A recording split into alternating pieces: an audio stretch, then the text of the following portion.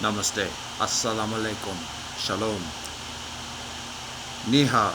Buenos dias. Hiesete. Akwaba. Welcome. What up, though? This is the weekly recorded recitation of Holy Scriptures from Tobadi Gokadao. The date today is 124.10.21 semicolon 72 semicolon 1 new 11. The portion for this week is portion numero 40, which is Balak. So that includes within the Torah, Parsha Balak, which is Bimidbar 22 a 25:9. Within the Bhagavad Gita, it is the Yana Karma Samyasa Yogahe, which is numero 4. Within the Digha Nikaya, it is the Sampasadaniya Sutta, which is numero 28. Within the Gospels, it is John 11:12. Within the Quran, it is Surah An-Najm and Surah Al-Qamar, which are 53 y 54. And within the Tao Te Ching, it is chapters 73 a 78.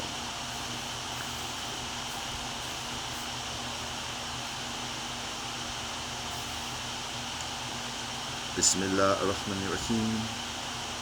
Allah Wabha. Deus nos te quies in celis, sanctificator nomen tuum, vaheglu sana. Dao kedao fehim dao. Ja. Baruch ata Adonai Eloheinu melech ha'olam hamotzi v'chem min haaretz. Amen. Kyrie eleison. Sevumastu savajigatehi. Sabe sata bhavantu sukhitata. Pagabir.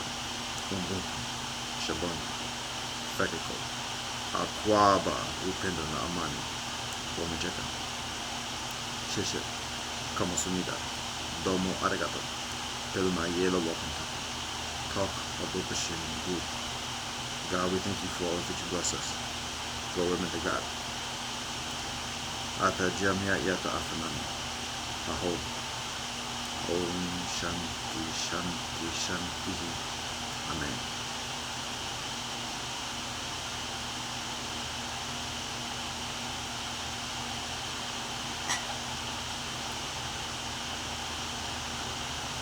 Bismillah ar-Rahman ar-Rahim. Allah Wabha. Deus noster quies in celis, sanctificator nomen tuum, vaheglu sana. Dao kedao fehim dao. Ja. Baruch ata Adonai Eloheinu melech ha'olam asher ketzanu b'mitzvotav v'tzivanu l'sot b'divai Torah. Amen. Kyrie eleison.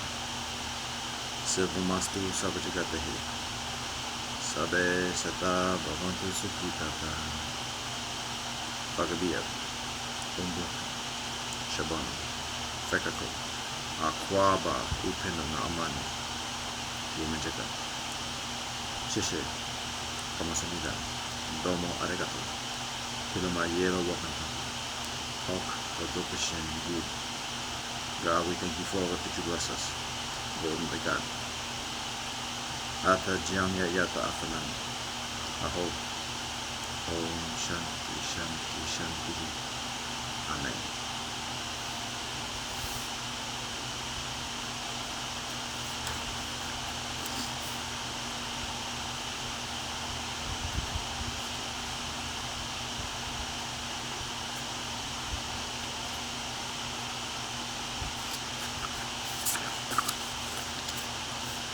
Torah Balak Bamidbar 22 a 25:9.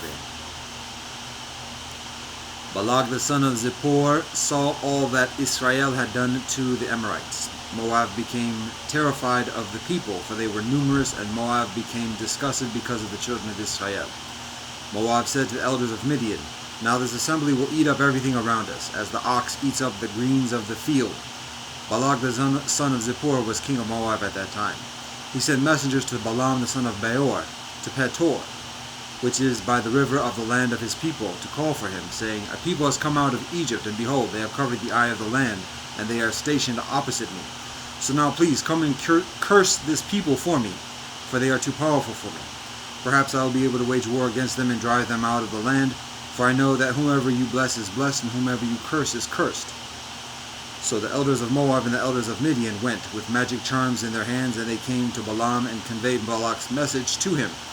He said to them, "Lodge here for the night, and I will give you an answer when the Lord speaks to me." So the Moabite nobles stayed with Balaam. God came to Balaam and said, "Who are these men with you?" Balaam said to God, "Balak the son of Zippor, the king of Moab, has sent them to me, saying, Behold, the people coming out of Egypt, a nation, has covered the eye of the earth. Come and curse them for me. Perhaps I will be able to fight against them and drive them out." God said to Balaam, "You shall not go with them. You shall not curse the people, because they are blessed." When Balaam arose in the matin, he said to Balak's nobles, "Return to your country, for the Lord has refused to let me go with you." Moab's nobles arose and came to Balak and said, "Balaam refuses to come with us." So Balak continued to send dignitaries further and higher in rank than these. They came to Balaam and said to him, "So said Balak the son of Zippor, Please do not hesitate to come to me, for I will honor you greatly and do whatever you tell me to do. So please come and curse this people for me." Balaam answered and said to Balak's servants, "Even if Balak gives me a house full of silver and gold, I cannot do anything small or great that would transgress the word of the Lord my God. Now you too, please remain here overnight, and I will know what the Lord will continue to speak with me." God came to Balaam at night and said to him, "If these men have come to call for you, arise and go with them, but the word I speak to you, that you shall do."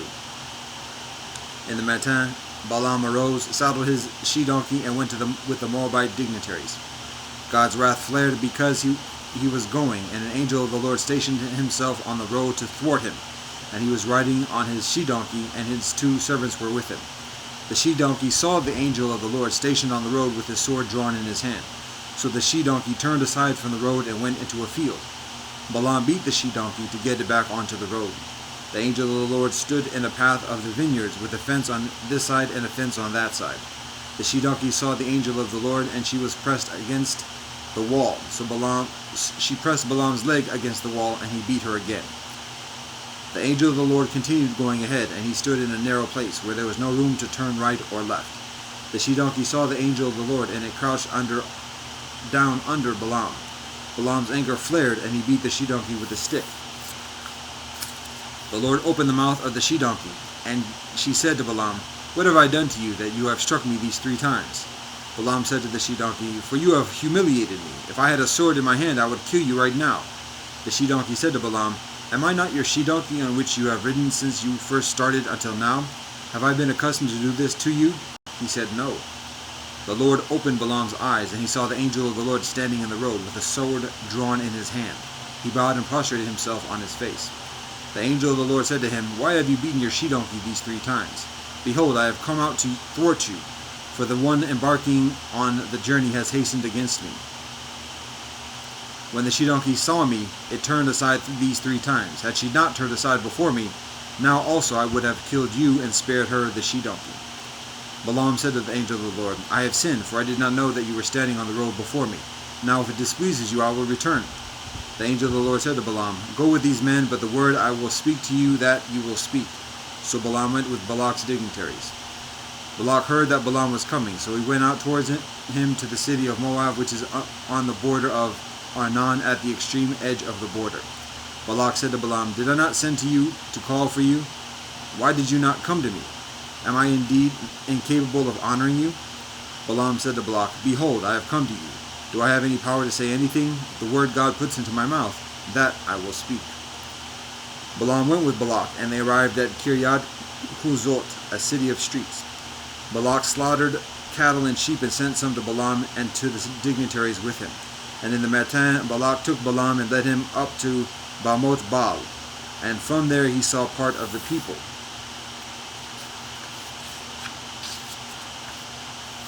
Balaam said to Balak, "Build me 7 altars here, and prepare for me 7 bulls and 7 rams." Balak did as Balaam had requested, and Balak and Balaam offered up a bull and a ram on each altar. Balaam said to Balak, "Stand beside your burnt offering, and I will go. Perhaps the Lord will happen to appear to me, and Adonai will show me something that I can tell you." And he went alone. God chanced upon Balaam, and he said to Adonai, "I have set up the 7 altars, and I offered up a bull and a ram on each altar. The Lord placed something into Balaam's mouth, and Adonai said, Return to Balak and say as follows. When he returned, Balak was standing next to his burnt offering, he and all the Moabite dignitaries.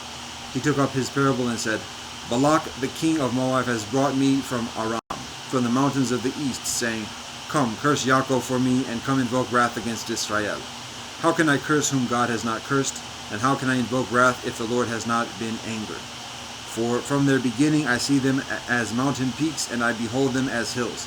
It is a nation that will dwell alone, and will not be reckoned amongst the nations. Who counted the dust of Yaakov, or the number of a fourth of the seed of Israel? May my soul die the death of the upright, and let my end be like his. Balak said to Balaam, What have you done to me? I took you to curse my enemies, and you have blessed them. He answered, saying, What the Lord puts into my mouth, that I must take care to say. Balak said to him, Come with me to another place from where you will see them. However, you will see only a part of them, not all of them, and curse them for me from there. He took him to the field of the lookouts, to the peak of the mountain, and he built 7 altars and offered up a bull and a ram on each altar. He said to Balak, Stand here next to your burnt offering, and I will be chanced on here. The Lord chanced upon Balaam, and placed something into his mouth. Adonai said, Return to Balak, and so you shall speak. When he came to him, he was standing next to his burnt offering, and the Moabite dignitaries were with him. And Balak said to him, What did the Lord speak? He took up his parable and said, Arise, Balak, and hear. Listen closely to me, son of Zippor. God is not a man that Adonai should lie, nor is Adonai a living being that Adonai should relent. Would Adonai say and not do, speak and not fulfill? I have received an instruction to bless, and Adonai has blessed, and I cannot retract it. Adonai does not look at evil in Yaakov, and has seen no perversity in Israel. The Lord his God is with him, and he has the sovereign's friendship. God has brought them out of Egypt with the strength of Adonai's loftiness. For there is no divination in Yaakov, and no soothsaying in Israel. In time it will be said to Yaakov and Israel, What has God wrought? Behold, a people that rises like a lioness, and raises itself like a lion. It does not lie down until it eats its prey and drinks the blood of the slain. Balak said to Balaam, You shall neither curse them, nor shall you bless them. Balaam answered and said to Balak, Have I not spoken to you, saying, Everything the Lord speaks, that I shall do? Balak said to Balaam, Come now, I will take you to a different place. Perhaps it will please God, and you will curse them for me from there. So Balak took Balaam to the peak of Peor, overlooking the wastelands. Balaam said to Balak, Build me 7 altars here, and prepare for me 7 bulls and 7 rams. Balak did as Balaam told him, and offered up a bull and a ram on each altar.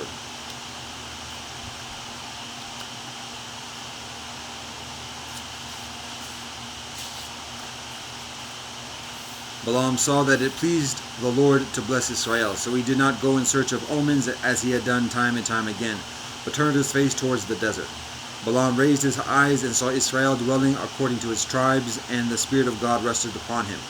He took up his parable and said, The word of Balaam the son of Beor, and the word of the man with an open eye, the word of the one who hears God's sayings, who sees the vision of the Almighty, fallen yet with open eyes.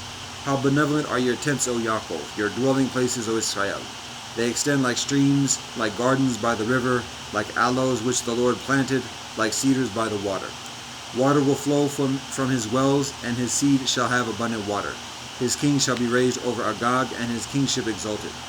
God, who has brought them out of Egypt with the strength of Adonai's loftiness, Adonai shall consume the nations which are his adversaries, bear their bones, and dip Adonai's arrows into their blood.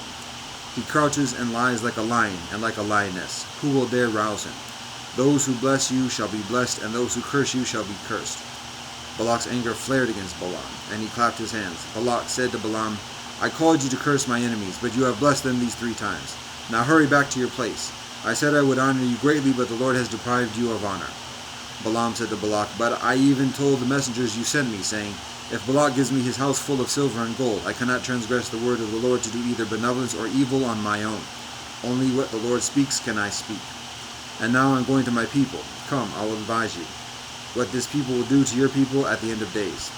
He took up his parable and said, The word of Balaam son of Beor, the word of a man with an open eye. The word of the one who sees, the word of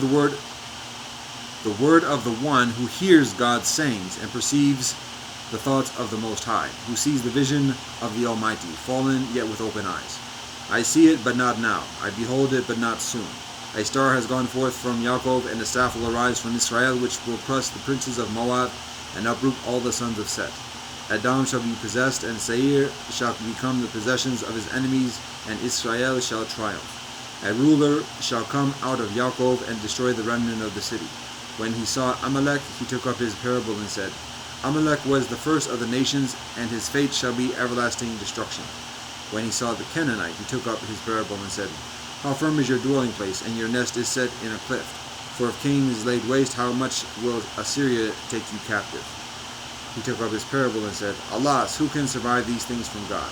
Ships will come from the Kittites, and afflict Assyria, and afflict those on the other side, but he too will perish forever. Balaam arose, went, and returned home, and Balak went on his way. Israel settled in Shittim, and the people began to commit harlotry with the daughters of the Moabites. They invited the people to the sacrifices of their deities, and the people ate and prostrated themselves to their deities. Israel became attached to Baal Peor, and the anger of the Lord flared against Israel. The Lord said to Moshe, Take all the leaders of the people and hang them before the Lord, facing the Soleil, and then the flaring anger of the Lord will be removed from Israel. Moshe said to the judges of Israel, Each of you shall kill the men who became attached to Baal Peor. Then an Israelite man came and brought the Midianite woman to his brethren, before the eyes of Moshe and before the eyes of the entire congregation of the children of Israel, whilst they were weeping at the entrance of the tent of meeting. Phinehas, the son of Eleazar, the son of Aaron the Kohen, saw this, arose from the congregation, and took a spear in his hand. He went after the Israelite man into the chamber and drove it through both of them, the Israelite man and the woman through her stomach, and the plague ceased from the children of Israel.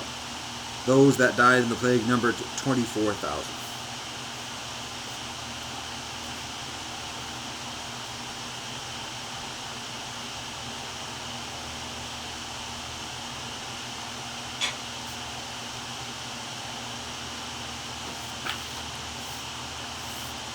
Bhagavad Gita, Yana Kama Samyasa Yogahe.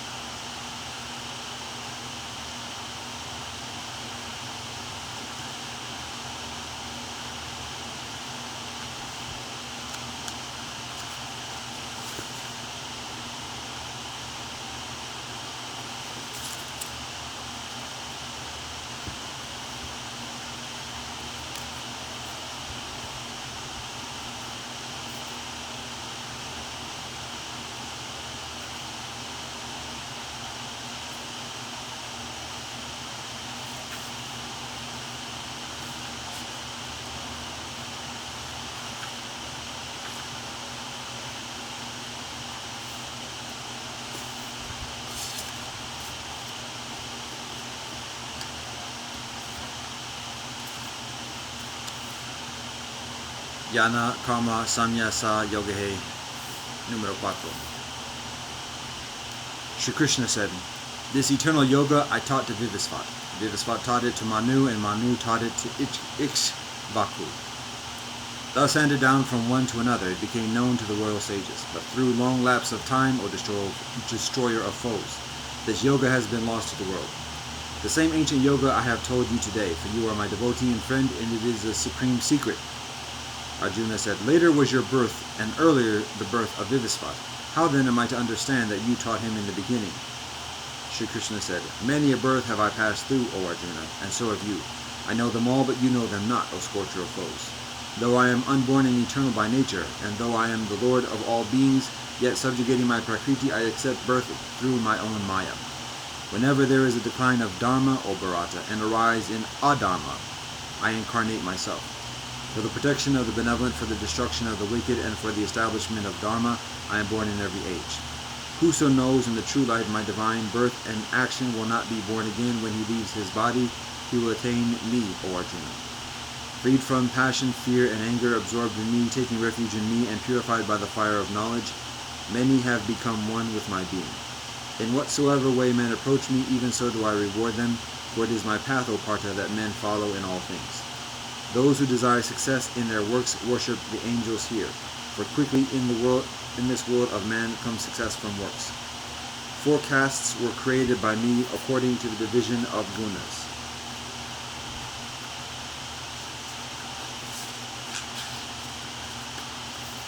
And karma. Though I am their creator, yet know that I neither act nor change. Action does not defile me, nor do I long for its fruit. He who knows me thus is not bound by his action. Men of old who sought liberation knew this and did their work. Therefore do your work as the ancients did in former times. Even the wise are perplexed as to what is action and what inaction. Therefore I will tell you what action is, that you may know and be freed from evil. For verily one has to understand what action truly is, and likewise what forbidden action is, and also what inaction is. Hard to understand is the way of action. He who sees inaction in action, and action in inaction, he is wise amongst men, he is a yogi, and he has performed all action. He whose undertakings are all free from desires and self-will, and whose works are consumed in the fire of knowledge, he by the wise is called a sage. Giving up attachment to the fruit of action, ever content and dependent on none, though engaged in work, he does no work at all. Free from desire, with body and mind controlled, and surrendering all possessions, he incurs no sin through mere bodily activity. Satisfied with what comes to him without any effort on his part, rising above the pairs of opposites, free from envy and even-minded in success and failure, though acting he is not bound. The works of a man whose attachment is gone, who is free and whose mind is established in knowledge, melt away entirely, being done as for Yaya. To him Brahman is the offering and Brahman is the oblation, and it is Brahman who offers the oblation in the fire of Brahman. Brahman alone is attained by him who thus sees Brahman in action. Some yogis offer oblations to the devas alone, whilst others in the fire of Brahman offer the self by the self. Some offer oblations of hearing and the other senses in the fires of restraint, and some offer sound and other senses in the fires of their senses. Some again offer all the actions of the senses and the functions of the prana as oblations in the fire of self-control, kindled by knowledge. Some likewise offer as oblations their wealth, austerity, and yoga, whilst others of disciplined minds and severe vows offer their scriptural study and knowledge. Some again, constantly practicing the regulation of prana, offer the oblation of prana into apana, and apana into prana, or stop the passage of both prana and apana. Yet others, restricting their food, offer their pranas in the pranas. All these know what sacrifice means, and by sacrifice are their sins consumed. Eating of the amrita, the remnant of a sacrifice, they go to the eternal Brahma. This world is not for him who makes no sacrifice, O best of crews, much less the other. Thus many kinds of sacrifice are strewn through the pages of the Vedas. Know them all to be born of action, and you will be free. The knowledge sacrifice is superior to all material sacrifices, O scorcher of foes. For all works, without exception, culminate in knowledge. Learn it by prostration, by inquiry, and by service. The wise who have seen the truth will teach you that knowledge. When you have known it, O Pandava, you will not again fall into delusion, and through it you will see all beings in yourself and also in me. Even if you are the most sinful of sinners, yet by the raft of knowledge alone will you be borne over all sin. As a fire well kindled reduces wood to ashes, so, O Arjuna, does the fire of knowledge reduce all works to ashes. Verily there exists no purifier on earth equal to knowledge. A man who becomes perfect in yoga finds it within himself in the course of time.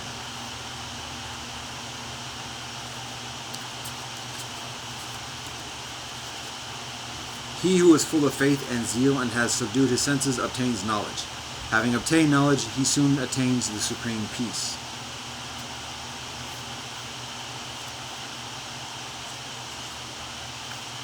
But the man who is ignorant and without faith and always doubting goes to ruin. Not this world, nor the world beyond, nor happiness is for the doubting soul. Works do not bind the man, O Dhananjaya, who relinquishes action through yoga, whose doubts are destroyed by knowledge, and who is self-possessed. Therefore with the sword of knowledge, cut asunder this doubt about the self, born of ignorance and residing in your heart, and devote yourself to yoga. Arise, O Bharata.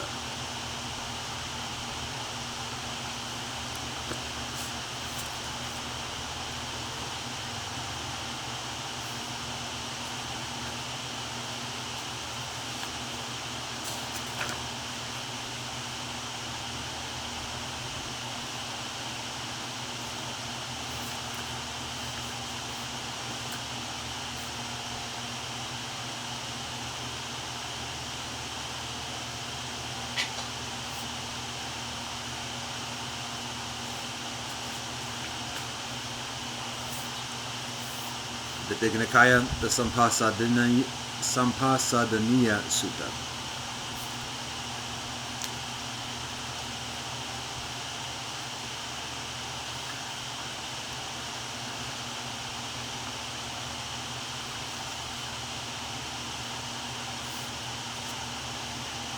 Thus have I heard. At one time the Exalted One was staying near Nalanda in the Pavarika Mango Grove, in the Pavarika Mango Wood. Now the Venerable Sariputta came to the place where the Exalted One was, and having saluted him, took his seat respectfully at his side and said, Master, such faith have I in the Exalted One, that methinks there never has been, nor will there be, nor is there now any other, whether recluse or Brahmin, who is greater and wiser than the Exalted One. That is to say, as regards the higher wisdom. Grand and bold are the words of thy mouth, Sariputta. Thou hast roared a veritable lion's roar in this that thou hast said. Of course, then, thou hast not known all the Exalted Ones who in the long ages of the past have been Arahants, awakened ones, comprehending their minds with thy mind, and aware what was their conduct, what their doctrines, what their wisdom, what their mode of life, and the liberty to which they attain. Not so, Master. Of course, then, thou hast perceived all the Exalted Ones who in long ages of the future will be Arahats, awakened ones, comprehending their minds with thy mind, and aware what will be their conduct, what their doctrines, what their wisdom, what their mode of life, and the liberty to which they attain. Not so, Master. But at least then, Sariputta, thou knowest that I now am Arahat, an awakened one, comprehending my mind with thy mind, and aware that thus is the Exalted One's conduct, such is his wisdom, such is his doctrine, such his mode of life, and such the liberty to which he has attained. Not so, Master.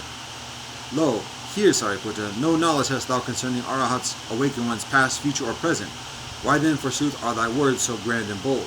Why hast thou roared this all-comprehensive lion's roar? Master, no knowledge have I concerning the minds of past, future, and present Arahats, awakened ones. I only know, Master, the lineage of the Dharma. Just as a king, Master, might have a border city strong in its foundations, strong in its ramparts and towers, and with only one gate, and there might be a warden of the gate, discreet and clever and wise, to stop all strangers and admit only them that were known. And he, on patrolling in his sentry walks over the approaches all around the city, might not so observe all the joints and crevices in the ramparts of that city, as to know where anything as small as a cat could get past.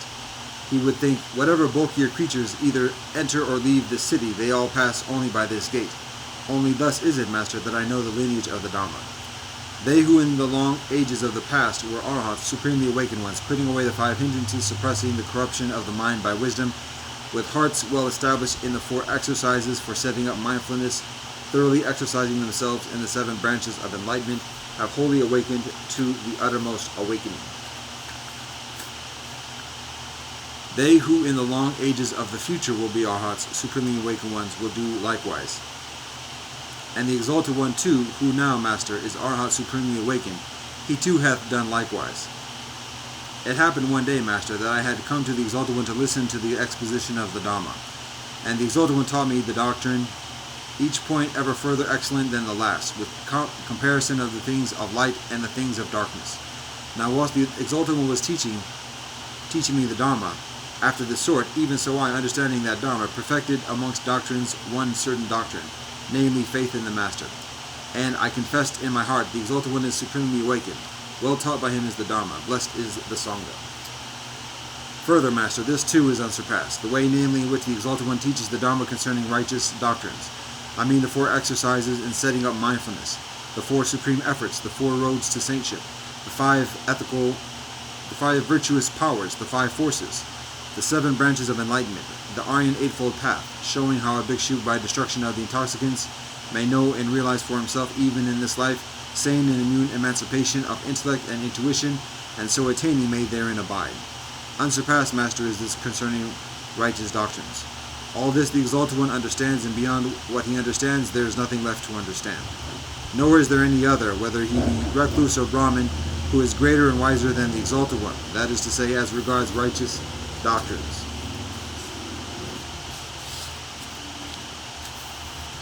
Further, Master, this too is unsurpassable, the way namely in which the Exalted One teaches the Dharma concerning our sense experience, how the 6 fields of sense are subjective and objective: sight and visible things, hearing and sounds, smell and odors, taste and savory things, touch and tangible things, mind and mental objects. Unsurpassable, Master, is this concerning our sense experience. All this the Exalted One understands, and beyond what he understands, there is nothing left to understand. Nor is there any other, whether he be recluse or Brahmin, who is greater and wiser than the Exalted One, that is to say, as regards our sense experience. Further, Master, this too is unsurpassable, the way namely in which the Exalted One teaches the Dharma concerning our sense experience, how the 6 fields of sense are subjective and objective: sight and visible things, hearing and sounds, smell and odors, taste and savory things, touch and tangible things, mind and mental objects. Unsurpassable, Master, is this concerning our sense experience. All this the Exalted One understands, and beyond what he understands, there is nothing left to understand. Nor is there any other, whether he be recluse or Brahmin, who is greater and wiser than the Exalted One, that is to say, as regards our sense experience. Further, Master, this too is unsurpassable, the way namely in which the Exalted One teaches the Dharma concerning dissensions at rebirth, that there are 4 modes in dissension thus: 1 descends into the mother's womb, unknowing, abiding there unknowing, departs thence unknowing. This is the first mode. Next, 1 descends into the more's womb knowingly, but persists there unknowing, and departs thence unknowing. This is the second mode. Again, 1 descends and persists knowing, but departs unknowing. This is the third mode. Again, 1 descends into the more's womb knowing, persists there knowing, and departs thence knowing. This is the fourth mode of dissension. Unsurpassable, Master, is this concerning dissensions at rebirth. All this the Exalted One understands, and beyond what he understands, there is nothing left to understand. Nor is there any other, whether he be recluse or Brahmin, who is greater and wiser than the Exalted One, that is to say, as regards the dissensions at rebirth. Further, Master, this too is unsurpassable, the way namely in which the Exalted One teaches the Dharma concerning the modes of revealing the mind of another, that there are 4 modes thus: 1 reveals by a visible sign, saying, "Thou art thinking thus, thou hast so and so in thy mind, thy thought is thus." However much 1 reveals, that is so and so, not otherwise. This is the first mode of revealing the mind of another. Again, 1 reveals thoughts not by a visible sign, but through hearing a sound uttered by humans or non-humans, yakshas, pisachas, or devas, and 1 says, "Thou art thinking thus, thou hast so and so in thy mind, thy thought is thus." However much 1 reveals, that is so and not otherwise. This is the second mode.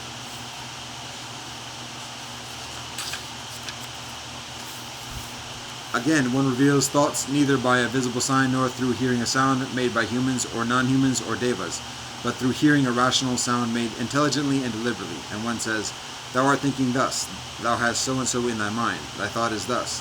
However much 1 reveals, that is so and not otherwise. This is the third mode of revealing. Again, 1 reveals thoughts neither by a visible sign nor through hearing a sound made by humans or non-humans or devas, nor through hearing a rational sound made intelligently and deliberately, but when achieving concentration without attention applied on occasion of sense, 1 then knows intuitively the thoughts of another. And 1 says, just according to the aim of the mental activity of this benevolent person, even on such and such a thought will he be directed in his mind. And however much 1 reveals, that is so and not otherwise. This is the fourth mode. Unsurpassable, Master, is this concerning the modes of revealing the mind of another. All this the Exalted One understands, and beyond what he understands, there is nothing left to understand. Nor is there any other, whether he be recluse or Brahmin, who is greater and wiser than the Exalted One, that is to say, as regards the modes of revealing the mind of another. Further, Master, unsurpassable is the way in which the Exalted One teaches the Dharma concerning degrees of discernment. That there are 4 such degrees, namely, some recluse or Brahmin, by means of ardor, of effort, of application, of strenuous earnestness, of careful concentration, reaches up to shut square such rapture of thought that with rapt mind he meditates introspectively on just this bodily organism, from the sole of the foot to the crown of the head, as a hide-bound mass of manifold uncleanness. Thus, in this body are hairs, down, nails, teeth, skin, flesh, sinews, bone, marrow, kidney, heart, liver, membrane, spleen, lungs, bowels, mesentery, stomach, feces, bile, phlegm, pus, blood, sweat, fat, tears, saliva, snot, synovial fluid, urine. This is the first degree of discernment. Again, master such a reclusive Brahmin, by means of ardor, of effort, of application, of strenuous earnestness, of careful concentration, reaches up to such rapture of thought that with rapt mind he meditates introspectively on just this bodily organism, from the bottom of the foot to the crown of the head, as a hide-bound mass of manifold uncleanness. Thus, in this body are hairs, down, nails, teeth, skin, flesh, sinews, bone, marrow, kidney, heart, liver, membrane, spleen, lungs, bowels, mesentery, stomach, feces, bile, phlegm, pus, blood, sweat, fat, tears, saliva, snot, synovial fluid, urine, and goes on to meditate after that on the human skeleton, as covered by skin, flesh, and blood. This is the second degree of discernment. Again, master of such a reclusive Brahmin, by means of ardor, of effort, of application, of strenuous earnestness, of careful concentration, reaches up to such rapture of thought that with rapt mind he meditates introspectively on just this bodily organism, from the sole of the foot to the crown of the head, as a hide-bound mass of manifold uncleanness. Thus, in this body are hairs, down, nails, teeth, skin, flesh, sinews, bone, marrow, kidney, the heart, liver, membrane, spleen, lungs, bowels, mesentery, stomach, feces, bile, phlegm, pus, blood, sweat, fat, tears, saliva, snot, synovial fluid, urine, and goes on to meditate after that on the human skeleton, as covered by skin, flesh, and bone. And he goes on after that to discern the unbroken flux of human consciousness, established both in this world and in another world. This is the third degree of discernment.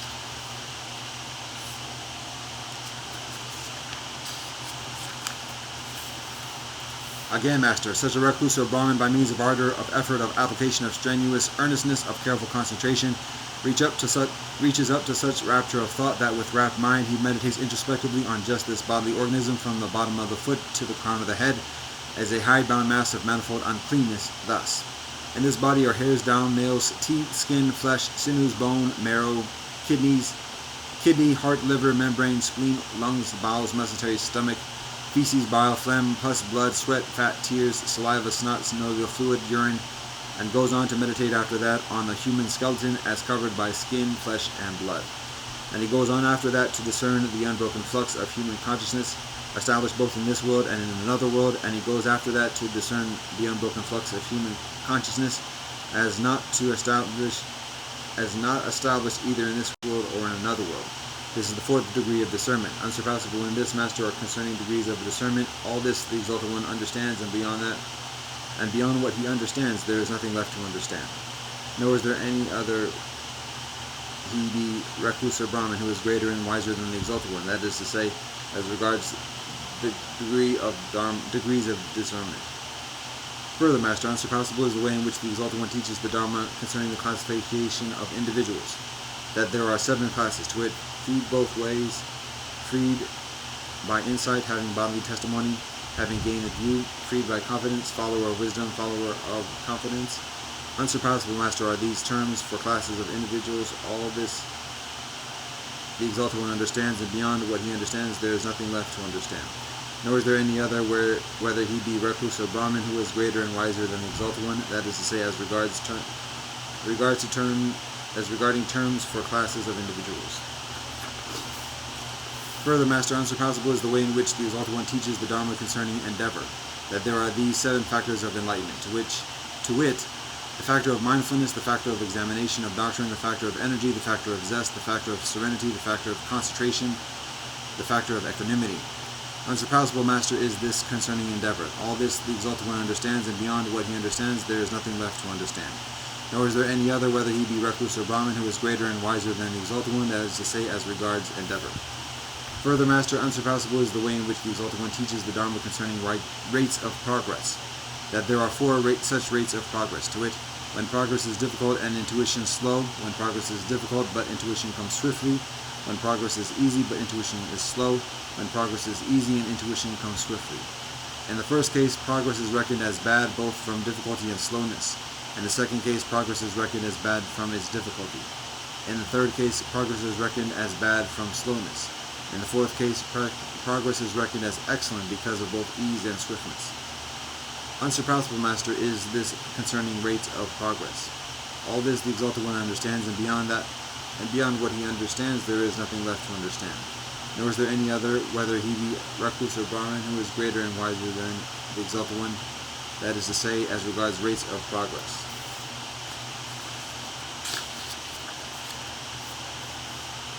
Further, Master, unsurpassable is the way in which the Exalted One teaches the Dharma concerning conduct and speech, to wit, how one should not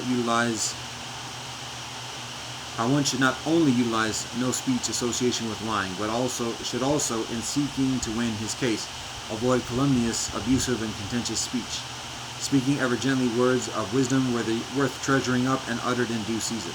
Unsurpassable, Master, is this concerning conduct in speech. All this the Exalted One understands, and beyond what he understands there is nothing left to understand. Nor is there any other, whether he be recluse or Brahmin, who is greater and wiser than the Exalted One, that is to say, as regards conduct in speech. Further, Master, unsurpassable is the way in which the Exalted One teaches the Dharma concerning the ethical conduct of man, to wit, how such a man should be true and believing, no trickster, no droner out of holy words for pay, no diviner, no exorcist, no hungering to add gain to gain, guarded as to the doors of his senses, abstemious in diet, a peacemaker, devoted to keeping vigil, unfaltering, apt to apply effort, contemplative, mindful of seemly conversation, valiant to go, to endure and to think, not greedy besides for worldly pleasures, but heedful and sagacious.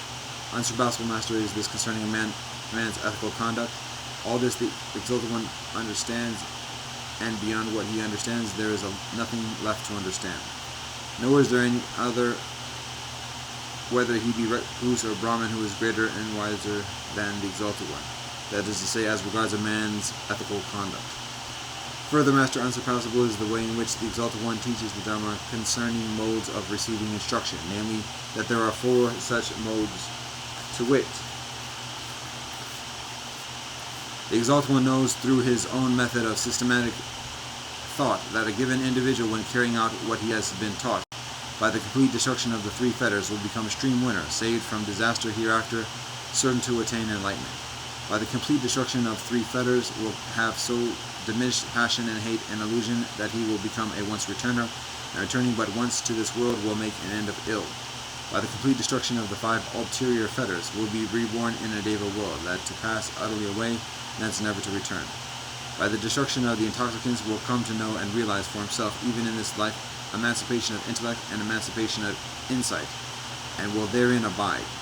Unsurpassable, Master, is this concerning modes of receiving instruction.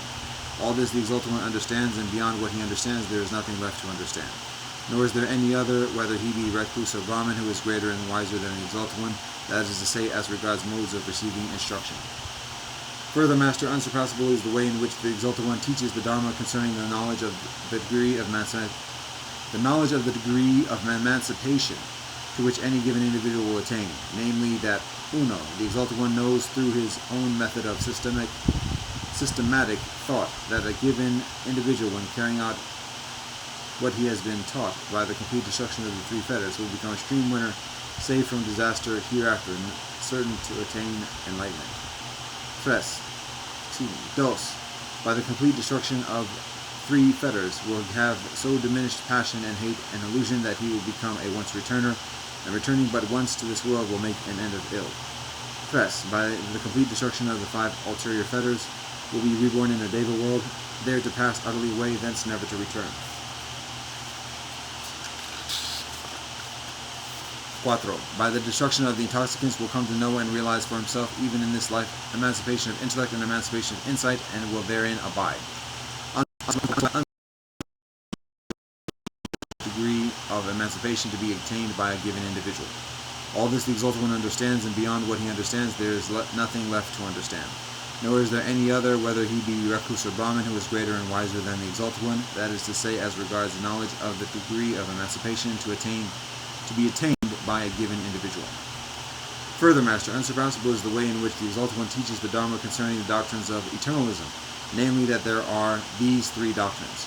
Uno, some recluse or Brahmin, by means of ardor, of exertion, of application, of earnestness, of careful thought, reaches up to such rapture of thought that wrapped in heart he calls to mind his various dwelling places, or viris, in times gone by, in one birth, or in 2 or 3 or 4 or 5 or 10 or 20 or 30 or 40 or 50 or 100 or 1,000 or 100,000, or in several hundred or several thousand or several 100,000 births, to the effect that there I had such and such a name, was of such and such a lineage and class, lived on such and such food, experienced such and such pains and pleasures, had such and such a span of years, and when I fell from thence I was reborn here. Thus does he recollect, both as to the manner thereof and in detail, his various dwelling places in times gone by.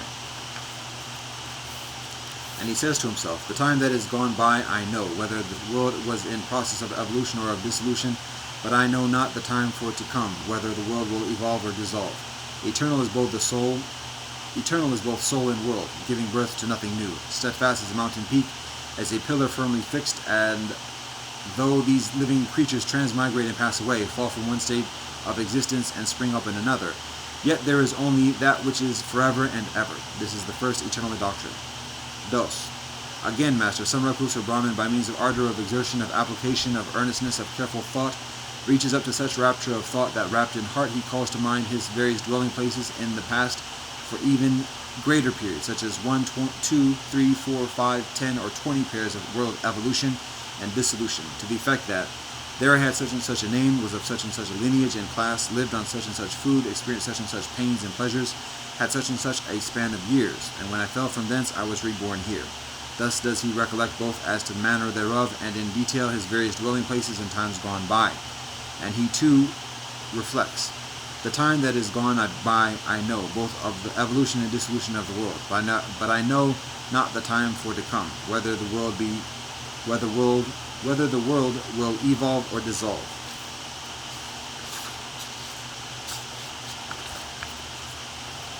Eternal is both soul and world, giving birth to nothing new, steadfast as a mountain peak, as a pillar firmly fixed. And though these living creatures transmigrate and pass away, fall from one state of existence and spring up in another, yet there is only that which is forever and ever. This is the second eternalist doctrine. Again, Master, some recluse or Brahmin, by means of ardor, of exertion, of application, of earnestness, of careful thought, reaches up to such rapture of thought that, wrapped in heart, calls to mind his dwelling places in the past or for even greater periods still, even up to 40 world systems, evolving and dissolving, to the effect that there I had such and such a name, was of such and such a lineage and class, lived on such and such food, experienced such and such pains and pleasures, had such and such a span of years, and when I fell from thence I was reborn here. Thus does he recollect, both as to the manner thereof and in detail, his various dwelling places in times gone by. And he too reflects, the time that is gone by I know, both of the evolution and dissolution of the world, but I know not the time for to come, whether the world will evolve or dissolve. Eternal is both soul and world, giving birth to nothing new, steadfast as a mountain peak, as a pillar firmly fixed, and though these living creatures transmigrate and pass away, fall from one state of existence and spring up in another, yet there is only that which is forever and ever. Unsurpassable, Master, is this concerning eternalist doctrines, and this the Exalted One understands, and beyond what he understands there is nothing left to understand. Nor is there any other, whether he be recluse or Brahmin, who is greater and wiser than the Exalted One, that is to say, as regards eternalist doctrines. Further, Master, unsurpassable is the way in which the Exalted One teaches the Dharma concerning knowledge of former dwelling places, how some recluse or Brahmin, by means of ardor, of exertion, of application, of earnestness, of careful thought, reaches up to such rapture of mind that, wrapped in thought, he calls to mind his various dwelling places in times gone by. To wit, in one birth, or in 2 or 3 or 4 or 5 or 10 or 20 or 30 or 40 or 50, or 100 or 1,000 or 100,000, or in several hundred or several thousand or several 100,000 births, up to even several myriads of world evolutions and dissolutions. There I had such and such a name, was of such and such a lineage and class, lived on such and such food, experienced such and such pains and pleasures, had such and such a span of years, deceasing thence I was reborn in such another place, where I was of such and such a lineage and class, lived on such and such food, experienced such and such pains and pleasures, had such and such a span of years, and when I fell from thence I was reborn here. Thus does he recollect both as to the manner thereof and in detail his various dwelling places in times gone by. They are devas, master, whose span of life is not to be reckoned either by counting or by computation, and yet with whatever individuality they have previously existed, whether as corporeal or incorporeal, whether as percipient or non-percipient, or neither. There is reminiscence of former dwelling place, both as to the manner thereof and in detail. Unsurpassable, master, is this concerning knowledge as to which unsurpassable, master, is this concerning knowledge as to such reminiscence. All this the exalted one understands, and beyond what he understands there is nothing left to understand. Nor is there any other, whether he be recluse or Brahmin, who is greater and wiser than the exalted one, that is to say, as regards knowledge as to such reminiscences. Further, master, unsurpassable is the way in which the exalted one teaches the Dharma concerning knowledge of the decease and rebirth of creatures. Thus, some recluse or Brahmin, by means of ardor, of exertion, of application, of earnestness, of careful thought, reaches up to such rapture of mind that, wrapped in thought, he sees with pure deva eye, surpassing the sight of men, beings as they decease and are reborn. He recognizes beings as mean or noble, as ill-favored or well-favored, as blessed or wretched, passing on according to their deeds. Such and such worthy folk, ill-doers in act, word, and thought, revilers of the noble ones, holding wrong views, acquiring karma resulting from wrong views, are reborn after death at the dissolution of the body in some unhappy state of suffering or woe. But such and such worthy folk, well-doers in act and word and thought, not revilers of the noble ones, holding right views, acquiring karma resulting from right views, are reborn after death at the dissolution of the body in some happy state of heaven. Thus, with the pure deva eye surpassing the sight of men, does he see beings deceasing and being reborn. Unsurpassable, master, is this concerning the knowledge of decease and rebirth. All this the exalted one understands, and beyond what he understands there is nothing left to understand. Nor is there any other, whether he be recluse or Brahmin, who is greater and wiser than the exalted one, that is to say, as regards knowledge of decease and rebirth. Further, master, unsurpassable is the way in which the exalted one teaches the Dharma concerning modes of supernormal power, that there are two modes, to wit, uno, supernormal power, which is concomitant with the mental intoxicants and with worldly aims. This is called ignoble power. Dos, supernormal power, which is not concomitant with the mental intoxicants and with worldly aims. This is called noble power. And what, master, is supernormal power, which is concomitant with the mental intoxicants and with worldly aims? The ignoble supernormal power. When, master, some recluse or Brahmin, by means of ardor, of exertion, of application, of earnestness, of careful thought, reaches up to such rapture of mind that, wrapped in thought, he becomes able to enjoy diverse modes of supernormal power. From being one, he becomes multiform. From being multiform, he becomes one. From being visible, he becomes invisible. He passes without hindrance to the further side of a wall, or a battlement, or a mountain, as if through air. He penetrates up and down through solid ground, as if through water. He walks on water without dividing it, as if on solid ground. He travels cross-legged through the sky, like a bird on the wing. He touches and feels with the hand even the moon and the soleil, of mystic power and potency though they be. He reaches even in the body up to the heaven of Brahma. This, master, is the supernormal power concomitant with the mental intoxicants and with worldly aims, that is called ignoble. And one, master, is the supernormal power, which is non-concomitant with the mental intoxicants and with worldly aims, that is called noble. This is when a bhikshu can, if he so desire, remain unconscious of disgust amid what is disgusting, or conscious of disgust amid what is not disgusting, or unconscious of disgust amid what is both disgusting and what is not disgusting, or conscious of disgust amid what is both disgusting and what is not disgusting, or avoiding both that which is disgusting and what is not disgusting, should remain indifferent to them as such, mindful and understanding. This, master, is the supernormal power, incompatible with mental intoxicants or with worldly aims, which is noble. Unsurpassable, master, is this concerning modes of supernormal power. These things the exalted one understands from beginning to end, and beyond what he understands there is nothing left to understand. Nor is there any other, whether he be recluse or Brahmin, who is greater and wiser than the exalted one, that is to say, as regards modes of supernormal power. Whatsoever, master, may be achieved by a clansman who has faith, summons up energy, and is steadfast by human steadfastness, energy, progress, and patience, that has been achieved by the exalted one. For, Master, the Exalted One neither follows the habitual practice of those things which attract through worldly desires, especially sensuality, a low and pagan way, unworthy, unbenefitable, belonging to the worldly majority. Nor does he follow the habitual practice of self-affliction, which is painful, unworthy, and unbenefitable. The Exalted One is able to obtain at will, with ease and in full measure, that earthly happiness of a loftier kind which the 4 stages of ecstasy afford. If, Master, anyone were to ask me, what then, friend Sariputta, has there ever been in times gone by other recluses or Brahmins greater and wiser as to enlightenment than the Exalted One? I should say no. What then, friend Sariputta, will there come in future times other recluses or Brahmins greater and wiser as to the enlightened one? As to enlightenment than the Exalted One? Thus asked, I should say no. What then, friend Sariputta? Is there now any other recluse or Brahmin greater and wiser as to enlightenment than the Exalted One? Thus asked, I should say no. Again, Master, if I were asked, what then, friend Sariputta?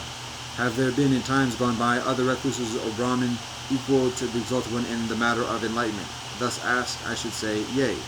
Again, Master, if I were asked, what then, Sariputta, will there be in future times other recluse or Brahmin equal to the Exalted One in the matter of enlightenment? Thus asked, I should say, yea. But if I were asked, is there now any recluse or Brahmin equal to the Exalted One in the matter of enlightenment? Thus asked, I should say, no. Again, Master, if I were asked, why does the Venerable Sariputta thus acknowledge the superiority of one teacher and not that of another? Thus asked, I should say, in the presence of the Exalted One have I heard him say, and from him have received, that whereas in times gone by and in future times there have been and will be other supreme Buddhas equal to himself in the matter of enlightenment, yet that in one and the same world system there should arise 2 Arhat Buddhas supreme, the one neither before nor after the other, that is impossible and unprecedented. That cannot be. Should I, Master, answering my questioners thus, be stating the doctrine of the Exalted One and not misrepresenting him by what is not fact? Should I be stating doctrine in conformity with the Dharma, and would no other orthodox disputant find occasion for blame herein? Of a truth, Sariputta, hast thou been asked such questions and thus hast answered. Thou hast stated my doctrine and hast not misrepresented me by what is not fact. Thou hast stated doctrine in conformity with the Dhamma, and no other orthodox disputant could have found occasion for blame therein. When they had thus spoken, the Venerable Udayan said to the Exalted One, Wonderful Master, marvelous Master, is it to behold now how self-contained, serene, and resigned is the Tathagata, when he who is so mighty and powerful will not proclaim himself. If any wanderers of independent doctrines were to discern in themselves even one of such matters, they would flourish around a banner because of it. Wonderful, marvelous is it to behold how self-contained, serene, and resigned is the Tathagata, when he who is so mighty and powerful will not proclaim his own virtues. Take note of this then, Udayan, that this is so, and that if wanderers teaching independent doctrines were to discern in themselves even one such quality, they would flourish around it. They would flourish around a banner about it. Take note of this. Then the Exalted One addressed the Venerable Sariputta. Wherefore thou, Sariputta, shouldst often discourse on this matter to both brethren and sisters, laymen and lay sisters. Whatever foolish ones there be who will feel doubt and hesitation concerning the Tathagata, when they have heard such discourse, even they too will banish their hesitation and their doubt. On this wise did the Venerable Sariputta make known his faith before the Exalted One. Hence the title, The Faith That Satisfied, is another name for his confession.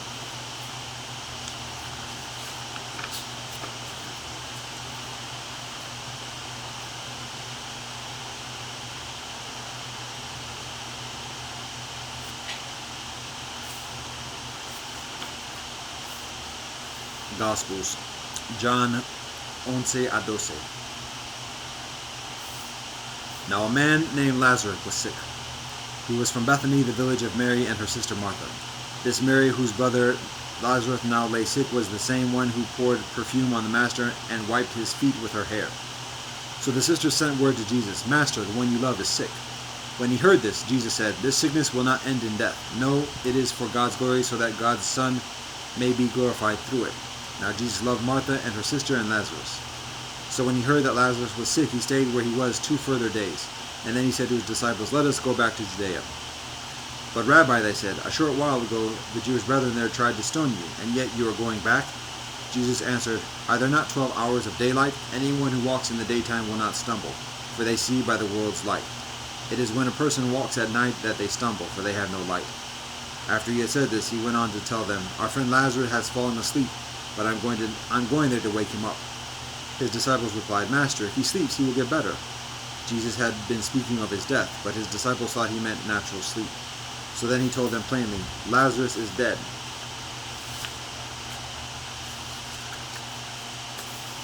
And for your sake I am glad I was not there, so that you may believe, but let us go to him."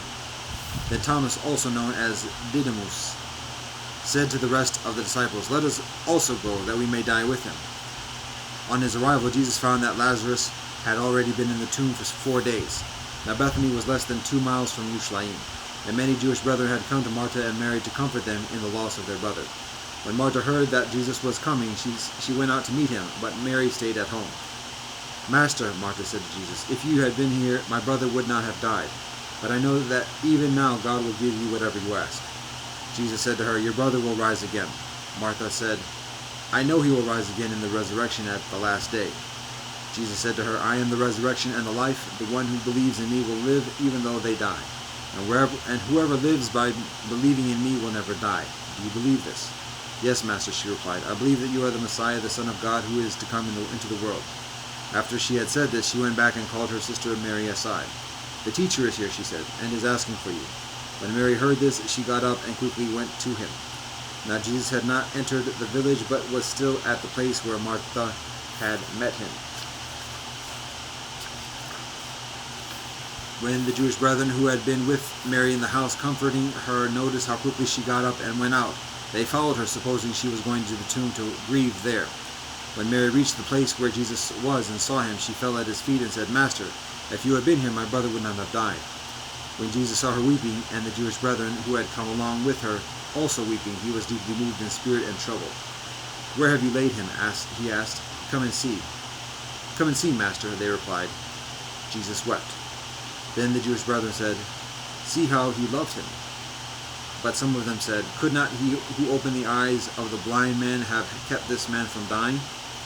Jesus, once further deeply moved, came to the tomb. There was a cave with a stone laid across the entrance. "Take away the stone," he said. "But Master," said Martha, the sister of the dead man, "by this time there is a bad odor, for he has been there 4 days." Then Jesus said, "Did I not tell you that if you believe you will see the glory of God?" So they took away the stone. Then Jesus looked up and said, "Creator, I thank you that you have heard me. I knew that you always hear me, but I said this for the benefit of the people standing here, that they may believe that you sent me." When he had said this, Jesus called in a loud voice, "Lazarus, come out." The dead man came out, his hands and feet wrapped with strips of linen and a cloth around his face. Jesus said to them, "Take off the grave clothes and let him go." Therefore many of the Jewish brethren who had come to visit Mary and had seen what Jesus did believed in him. But some of them went to the Pharisees and told them what Jesus had done. Then the chief priests and the Pharisees called a meeting of the Sanhedrin. "What are we accomplishing?" they asked. "Here is this man performing many signs. If we let him go on like this, everyone will believe in him, and then the Romans will come and take away both our temple and our nation." Then one of them, named Caiaphas, who was high priest that year, spoke up. "You know nothing at all. You do not understand that it is better for you that one man die for the people than that the whole nation perish." He did not say this on his own, but as a high priest that year he prophesied that Jesus would die for the Jewish brethren nation. And not only for that nation, but also for the scattered children of God, to bring them together and make them one. So from that day on, they plotted to take his life. Therefore Jesus no longer moved about publicly amongst the people of Judea. Instead he withdrew to a region near the wilderness, to a village called Ephraim, where he stayed with his disciples. When it was almost time for the Jewish brethren Pesach, many went up from the country to Jerusalem for their ceremonial cleansing before the Pesach. They kept looking for Jesus, and as they stood in the temple courts, they asked one another, "What do you think? Isn't he coming to the festival at all?" But the chief priests and the Pharisees had given orders that anyone who found out where Jesus was should report it so that they might arrest him. 6 days before Pesach, Jesus came to Bethany, where Lazarus lived, whom Jesus had raised from the dead. Here a dinner was given in Jesus' honor. Martha served whilst Lazarus was amongst those reclining at the table with him. Then Mary took about a pint of pure nard, an expensive perfume. She poured it on Jesus' feet and wiped his feet with her hair. And the house was filled with the fragrance of the perfume. But one of the disciples, Judas Iscariot, who was later to betray him, objected. Why wasn't this perfume sold and the money given to the poor? It was worth a year's wages. He did not say this because he cared about the poor, but because he was a thief. As keeper of the money bag, he used to help himself to what was put into it. Leave her alone, Jesus replied. It was intended that she should save this perfume for the day of my burial. You will always have the poor amongst you, but you will not always have me. Meanwhile, a large crowd of Jewish brethren found out that Jesus was there and came, not only because of him, but also to see Lazarus, whom he had raised from the dead. So the chief priests made plans to kill Lazarus as well. For on account of him, many of the Jewish brethren were going over to Jesus and believing in him. The next day, the great crowd that had come for the festival heard that Jesus was on his way to Jerusalem. They took palm branches and went out to meet him, shouting, Hosanna! Blessed is he who comes in the name of God. Blessed is the King of Israel. Jesus found a young donkey and sat on it, as it is written, Do not be afraid, daughter of Zion. See, your king is coming, seated on a donkey's colt. At first his disciples did not understand all this. Only after Jesus was glorified did they understand that these things had been written about him and that these things had been done to him. Now the crowd that was with him when he called Lazarus from the tomb and raised him from the dead continued to spread the word. Many people, because they had heard that he had performed this sign, went out to meet him. So the Pharisees said to one another, See, this is getting us nowhere. Look how the whole world has gone after him. Now there were some Greeks amongst those who went up to worship at the festival. They came to Philip, who was from Bethsaida in Galilee, with a request. Sir, they said, we would like to see Jesus. Philip went to tell Andrew. Andrew and Philip in turn told Jesus. Jesus replied, The hour has come for the Son of Man to be glorified. Very truly I tell you, unless a kernel of wheat falls to the ground and dies, it remains only a single seed. But if it dies, it produces many seeds. Anyone who loves their life will lose it, whilst anyone who hates their life in this world will keep it for eternal life. Whoever serves me must follow me, and where I am, my servant also will be. My Creator will honor the one who serves me. Now my soul is troubled, and what shall I say? Creator, save me from this hour. No, it was for this very reason I came to this hour. Creator, glorify your name. Then a voice came from heaven. I have glorified it and will glorify it again. The crowd that was there and heard it said it had thundered. Others said an angel had spoken to him. Jesus said, This voice was for your benefit, not mine. Now is the time for judgment on this world. Now the prince of this world will be driven out. And I, when I am lifted up from the earth, will draw all people to myself. He said this to show the kind of death he was going to die. The crowd spoke up, We have heard from the law that the Messiah will remain forever. So how can you say the Son of Man must be lifted up? Who is the Son of Man? Then Jesus told them, You are going to have the light just a little while longer. Walk whilst you have the light before darkness overtakes you. Whoever walks in the dark does not know where they are going. Believe in the light whilst you have the light, so that you may become children of light. When he had finished speaking, Jesus left and hid himself from them. Even after Jesus had performed so many signs in their presence, they still would not believe in him.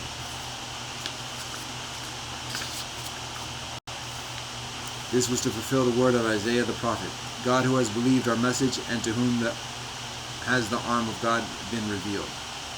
For this reason they could not believe, because as Isaiah says elsewhere, God has blinded their eyes and hardened their hearts so that they can neither see with their eyes nor understand with their hearts, nor turn, and I would heal them. Isaiah said this because he saw Jesus' glory and spoke about him. Yet at the same time, many even amongst the leaders believed in him. But because of the Pharisees, they would not openly acknowledge their faith for fear they would be put out of the synagogue. For they loved human honor further than honor from God. Then Jesus cried out, Whoever believes in me does not believe in me only, but in the one who sent me. The one who looks at me is seeing the one who sent me. I have come into the world as a light, so that no one who believes in me should stay in darkness. If anyone hears my words but does not keep them, I do not judge that person, for I did not come to judge the world, but to save the world. There is a judge for the one who rejects me and does not accept my words. The very words I have spoken will condemn them at the last day. For I did not speak on my own, but the Creator who sent me commanded me to say all that I have spoken. I know that God's command leads to eternal life, so whatever I say is just what the Creator has told me to say.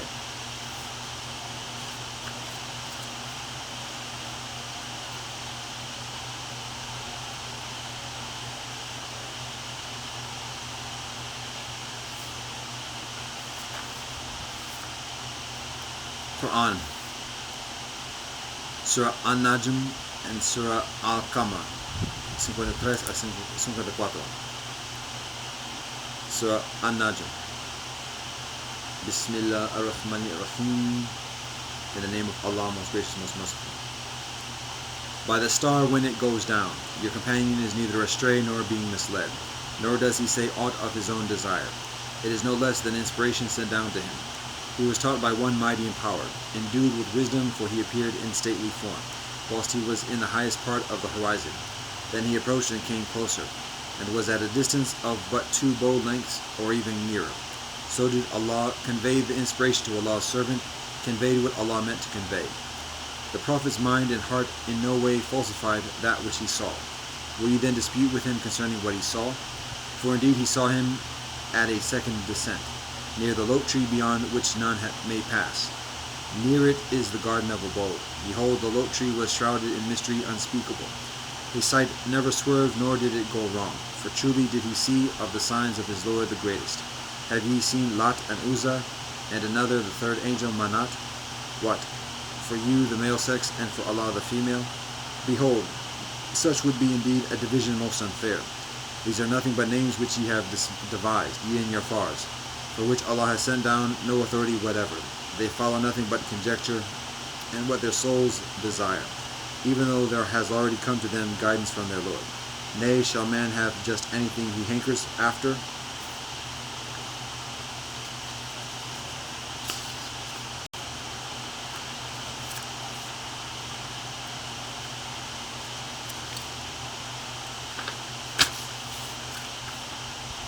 But it is to Allah that the end and the beginning of all things belong. How many soever be the angels in the heavens, their intercession will avail nothing except after Allah has given leave for whom Allah pleases, and that He is acceptable to Allah.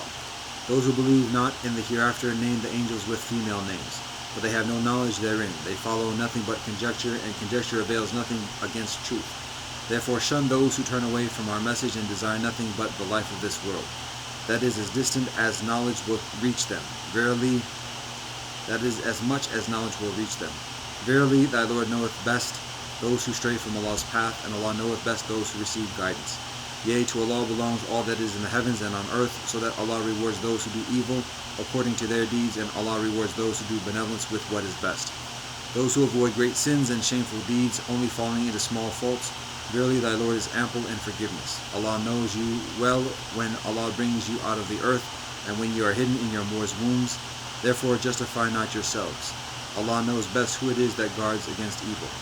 Seest thou one who turns back, gives a little, then hardens his heart? What? Has he knowledge of the unseen so that he can see? Nay, is he not acquainted with what is in the books of Moshe and of Abraham, who fulfilled his engagements? Namely, that no bearer of burdens can bear the burden of another, that man can have nothing but what he strives for, that the fruit of his striving will soon come in sight. Then will he be rewarded with a reward complete, that to thy Lord is the final goal, that it is Allah who granteth laughter and tears, that it is Allah who granteth death and life, that Allah did create in pairs male and female, from the seed when lodged in its place, that Allah has promised a second creation raising of the dead, that it is Allah who giveth wealth and satisfaction, that Allah is the Lord of Sirius, the mighty star, and that it is Allah who destroyed the powerful ancient Ad people, and the Tamud, nor gave them a lease of perpetual life, and before them the people of Noah, for that they were all most unjust and most insolent transgressors, and Allah destroyed the overthrown cities of Sodom and Gomorrah, so that ruins unknown have covered them up. Then which of the gifts of thy Lord, O man, wilt thou dispute about? This is a warner of the series of warners of old. The judgment ever approaching draws nigh. No soul but Allah can lay it bare. Do ye then wonder at this recital? And will ye laugh and not weep, wasting your time in vanities? but fall ye down in prostration to Allah and adore Allah.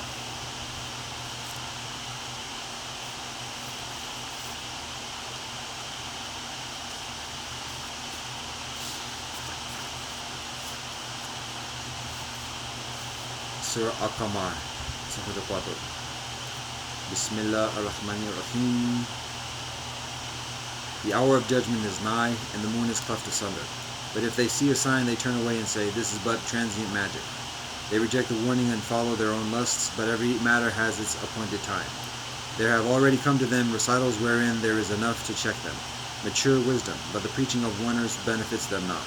Therefore, O Prophet, turn away from them the day that the caller will call them to a terrible affair. They will come forth, their eyes humbled from their graves, torpid like locusts scattered abroad, hastening with eyes transfixed towards the caller. Hard is this day, the unbelievers will say. Before them the people of Noah rejected their apostle. They rejected our servant and said, here is one possessed, and he was driven out. Then he called on his Lord, I am one overcome. Do thou then help me.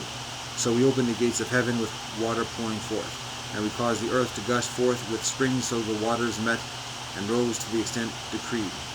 But we bore him on an ark made of broad planks and caulked with palm fiber. She floats under our eyes in care, a recompense to one who had been rejected with scorn. And we have left this as a sign for all time. Then is there any that will receive admonition? But how terrible was my penalty and my warning. And we have indeed made the Quran easy to understand and remember. Then is there any that will receive admonition? The odd people too rejected truth. Then how terrible was my penalty and my warning. For we sent against them a furious wind on a day of violent disaster, plucking out men as if they were roots of palm trees torn up from the ground. Yea, how terrible was my penalty and my warning.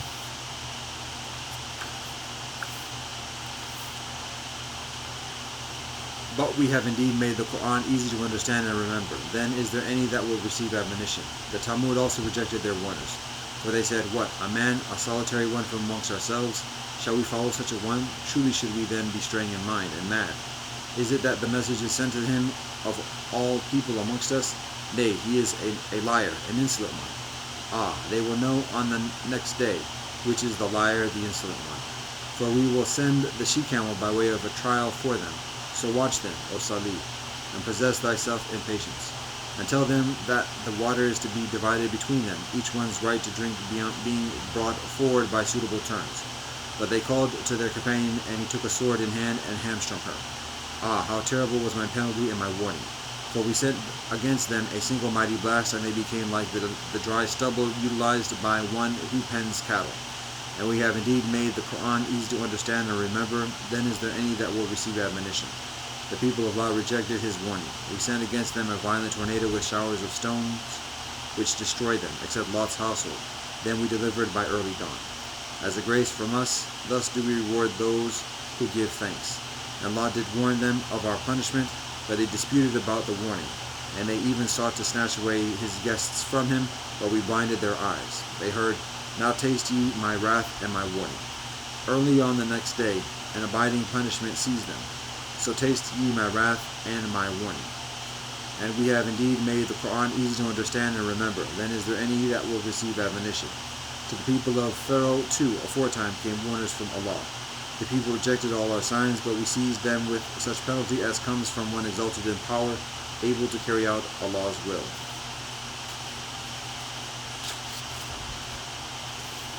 Are you unbelievers, O Quraysh, better than they? Or have ye an immunity in the sacred books? Or do they say, we acting together can defend ourselves? Soon will their multitude be put to flight, and they will show their backs. Nay, the hour of judgment is the time promised them for their full recompense, and that hour will be most grievous and most bitter. Truly those in sin are the ones straying in mind and mad. The day they will be dragged through the fire on their faces. They will hear, taste ye the touch of hell. Verily all things have we created in proportion and measure, and our command is but a single act like the twinkling of an eye. And oft in the past have we destroyed gangs like unto you. Then is there any that will receive admonition? All that they do is noted in their books of deeds. Every matter small and great is on record. As to the righteous, they will be in the midst of gardens and rivers, in an assembly of truth, in the presence of a sovereign omnipotent.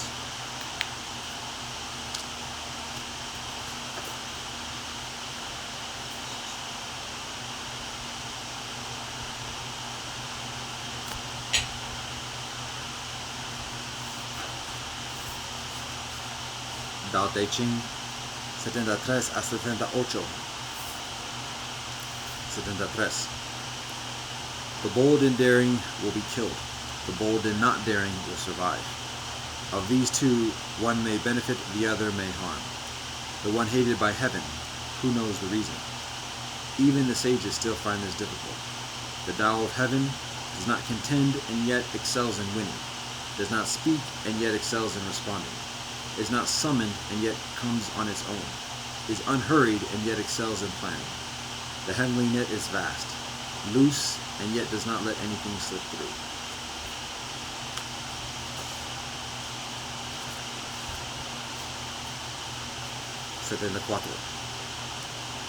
People do not fear death. How can they be threatened with death? If people are made to constantly fear death, then those who act unlawfully I can capture and kill them. Who would dare?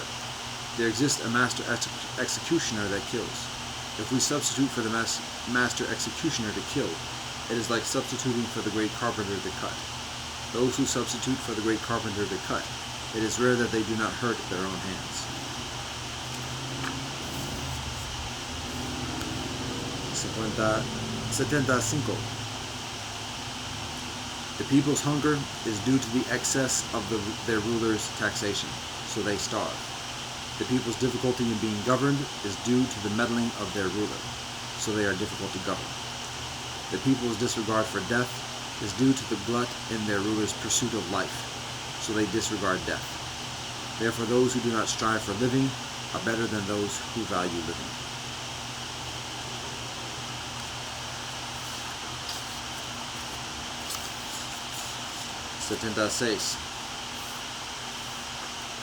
Whilst alive, the body is soft and pliant.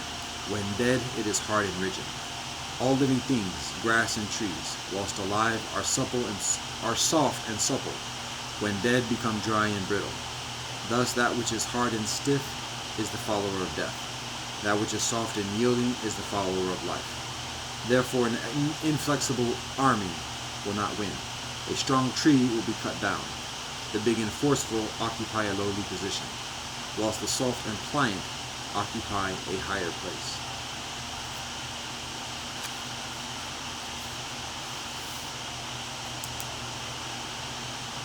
The Tao of Heaven, 77. The Tao of Heaven is like drawing a bow. Lower that which is high, raise that which is low, reduce that which has excess, add to that which is lacking. The Tao of heaven reduces the excessive and adds to the lacking. The Tao of people is not so. It reduces the lacking in order to offer to the excessive. Who can offer their excess to the world? Only those who have the Tao. Therefore sages act without conceit, achieve without claiming credit. They do not wish to display their virtue.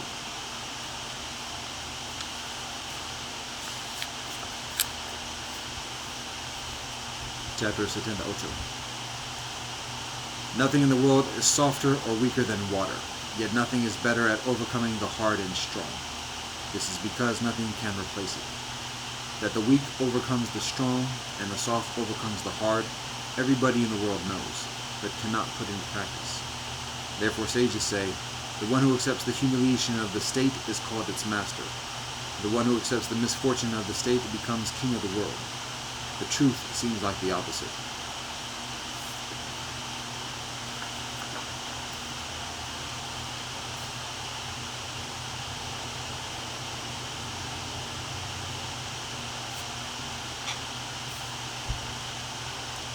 Alhamdulillah Rabbil Alamin. Alhamdulillah Rahmanir Rahim. Allah Wabha. Deus são os daqui essenciais. No capítulo número 1. Mahigul sana. Dao ku dao, fehim dao. Ja. Baruch ata Adonai Eloheinu melech haolam asher kezanu b'mitzvotav v'tzivanu l'asok b'davarai Torah. Amen. Kyrie eleison. Silver master sabjigata hir. Sade sata b'avantu sukitata. Pagadia.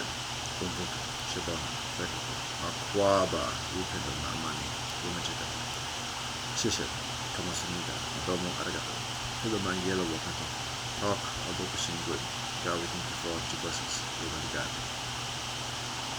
Ata jamia yata fana. I hope. Shanti, shanti, shanti. Alhamdulillah. Rahman Rahim.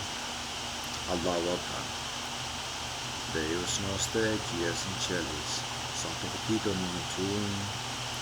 Vaheguru Sama. Dapet então. Já. Baruch atah Adonai Eloheinu melech haolam hamotzi lechem min haaretz. Amen. Kyrie eleison. Sefer Master Sabrikatehi. Sabe seta bahonto sukitata. Tagabia. Ubut. Shabana. Tagako. Aquaba. Upendata amani. Womajeka. Shishe. Kawasunida. Domo arigato. Tilamayelo wakanto. Talk or books and good. God, we thank you for your blessings. Lord, may God. Ata jamia yata fanami. Aho. Om Shanti, Shanti, Shanti. Amen.